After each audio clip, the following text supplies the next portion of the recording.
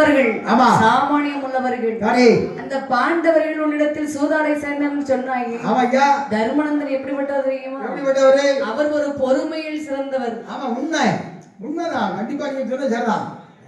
அடுத்தால பீமன் எப்படிப்பட்டவன் தெரியுமா? அதாவது விவேகத்திலும் வீரத்திலும் சிறந்தவர். மற்றவர்கள் மனம் புண்பட பீமன் நடந்து கொள்ள மாட்டா. ஆணிவன் இருக்கின்றானே, எவ்வளவு பெரிய வித்தைகளை படித்திருந்தாலும் மற்றவர்களை மதிக்கத்தக்க உள்ளவன். மற்றவர்கள் மனதில் இருக்கக்கூடிய எண்ணங்களை அவர் நிவர்த்தி செய்து விடுவார். எப்படிப்பட்டவங்க உன்னை வந்து கூப்பிட்டு சூதாடி நாட்டை விட்டு காட்டி போயிட்டாங்கன்னு சொல்றியப்பா, இதெல்லாம் உனக்கே நியாயமா படாடா? தோற்று விட்டார்கள், போய்விட்டார்கள். அவர்கள் வம்புக்கு இழுத்து வந்த சூதாடினார்கள் என்று சொன்னாங்க. அதுதான் எனக்கு பிடிக்கல. அது சரியில்லப்பா. ஒரு நாளும் அப்படி செய்திருக்க மாட்டாங்க. செய்தார்கள் ஐயா. இருந்தாலும் அவர்கள் உன்னுடைய துணையர்கள். சூதும் வாதும் வேதனை செய்யும் என்று சொல்வார்கள்.